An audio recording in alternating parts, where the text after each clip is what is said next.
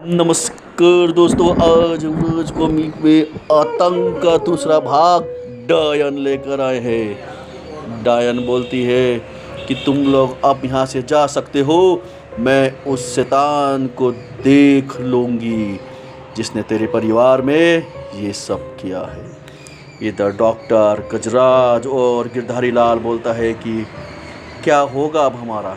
वो बोलती है कि क्योंकि वो शैतान बहुत ताकतवर है, मुझे उसे देखना होगा, तुम यहाँ से जाओ। इधर जब वो घर आते हैं तो दादी की मौत हो जाती है। ये देख के गिरधारी लाल पागल हो जाता है और वो कहता है कि ये सब क्या हो रहा है। वीरेंद्र अपने भाई को बोलता है कि मुझे भी नहीं मालूम, मुझे बस इतना मालूम है कि 3 परिवार एक साथ उजड़ गए, नन्ही सी बच्ची भी। ये सब हो क्या रहा है। इतना सुनते ही गिरधारी लाल अपने कमरे में जाता है। अभी वो कुछ सोच ही रहा होता है कि तभी यह खौफनाक चेहरा उसके पास आता है और कहता है, गिरधारी लाल अब तेरी बारी, तेरे पूरे परिवार को भी ऐसी ही मौत दूंगा जैसे अब तुझे मिल रही है। इतना कहते ही उसके ऊपर झपटा, लेकिन वीरेंद्र ने उसको एक लात मार दी। वो कहता है कि पिताजी आप जल्दी यहाँ से निकलो, लेकिन शैतान ने अपना भयानक रूप बना लिया। इधर गजराज आता है, गोली चलाता है, लेकिन देर हो चुकी थी, शैतान निकल चुका था। गजराज बोलता है कि ये कौन था वो। वीरेंद्र कहता है कि मुझे नहीं मालूम। इतने में उसके पेट में दर्द शुरू हो जाता है। वो उसके लिए डॉक्टर को फ़ोन करता है और डॉक्टर को फ़ोन करके बोलता है कि मैं जल्दी से तुम्हारे पास आ रहा हूँ। इधर डॉक्टर बोलता है कि ये देखो वीरेंद्र के पेट में क्या निकला है, एक कौवा। आखिर ये पूरा साबुत कौवा इसके पेट में आया कहाँ से। तभी वीरेंद्र झट से वो रजिस्टर लेता और बोलता है, मुझे मालूम चल गया है, यहाँ पर ब्रजेश आया था इलाज करने के लिए, लेकिन तुमने ब्रजेश को जिंदा ही मार दिया, उसके गुर्दे मेरे शरीर में लगा दिया। उसके भाई ने विरोध किया तो उसको इसमें के गैस में तुम लोगों ने मार दिया। उसके बाद जब उसकी बहन की बारी आई और उसकी बहन को इसके बारे में मालूम चला तो तुमने उसकी बहन को ही मार दिया। डॉक्टर कबीरे, मैं तुझे छोड़ूंगा नहीं। इतने में हंस पड़ा हो, चीख निकल गई, गर्दन टेढ़ी हो गई और उसका भयानक रूप देख के डॉक्टर और गजराज दोनों कांप उठे। गजराज बोलता है, भागो डॉक्टर, ये हमको जिंदा नहीं छोड़ेगा, ये हमारे ऊपर मौत बन के टूट पड़ा है। लेकिन डॉक्टर बच नहीं पाया। वीरेंद्र ने उसके दोनों टांगे पकड़ के जमीन में घुसोड़ दिए। अब बारी थी एक ऐसी चीज की जिसको देख के लोगों के दिमाग सन्न हो जाएंगे। उफ, मुंह से निकल गया एक कौवा और डॉक्टर के सर को पकड़ लेता है।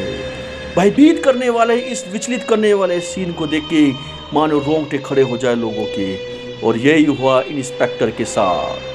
डॉक्टर की मौत देख के इंस्पेक्टर के हाथ से बंदूक छूटने लगी, गोली भी चलाई, लेकिन सिर्फ कौवे की ऊपर गोली लगी, वो मर चुका था। इधर गुर्दा गिरने के बाद वीरेंद्र की मौत हो गई। तभी वहाँ पर आई एक आवाज़, बोलता है कि मैं हूँ इस सब के जिम्मेदार, तूने मेरे भाइयों और मेरी बहन को मारा और अब तुझे भी नहीं छोड़ूंगा मैं, और साथ ही इस दुनिया में जितने भी लोग हैं उनको भी नहीं छोड़ूंगा।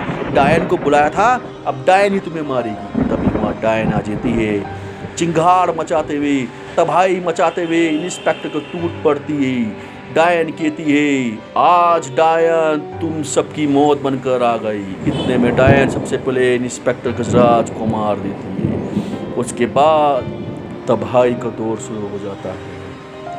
इधर तांत्रिक बोलता है कि डायन को कि जाओ जाके तबाही मचाओ।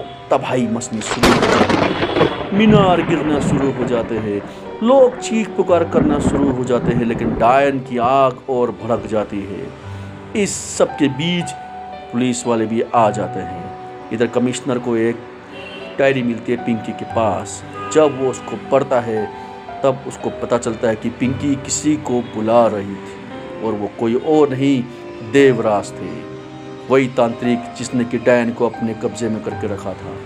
कमिश्नर समझ जाता है कि अब बारी है देवराज को बुलाने की, उसको आह्वान करना पड़ेगा। वो अपने इंस्पेक्टर को बोलता है कि तुम जाओ, मैं इस डायन को यहाँ से भगाने की कोशिश करूँगा। इधर डायन का आतंक मचा हुआ था, डायन किसी को नहीं छोड़ रही थी। तो उधर देवराज को एक आवाज़ आती है, वो कहता है कि उसको मदद की ज़रूरत है, रोक दो इस डायन को, रोक दो इस डायन को। मगर देवराज कहता है कौन है तू? इधर पुलिस कमिश्नर राणा बोलता है मैं राणा बोल रहा हूँ। देवराज हंसता है और कहता है कि उसके सर में खून सवार है, वो किसी को नहीं छोड़ेगा। लेकिन राणा बोलता है कि प्लीज़ देवराज बदले की आग में मत जलो, तुमने अपना बदला ले लिया है, इन मासूम लोगों को मार के तुम्हें क्या मिलेगा? तुम भी एक हत्यारे कहलाओगे जैसे इन पापियों ने हत्या की थी। मुझे सब मालूम चले गया कि डॉक्टर, मिनिस्टर, उन सब ने मिलके क्या किया था। ये सब सुन के देवराज रोने लगता है और डायन को मार देता है। इसके बाद जाके लोगों में चैन की सांस आती है, लोग खुश होते हैं कि डायन मर गई। उधर थोड़ी ही दूर पे देवराज की लाश मिलती है। लोग बोलते हैं ये कौन है? तभी वहाँ इंस्पेक्टर आता है, हाथ में सुसाइड नोट देख के समझ जाता है कि ये देवराज है। देवराज लिखता है कि मेरी गलती के कारण सैकड़ों निर्दोष लोग मारे गए, इसलिए मैंने डायन को मार के खुद की ही लीला समाप्त कर दी। और इसके साथ खत्म हुआ आतंक और डायन का काम। तो दोस्तों आपको कहानी कैसी लगी मेरे अंदाज में मुझे कमेंट करके जरूर बताना। मिलते हैं कहानी में बैक टाइम राज कॉमिक।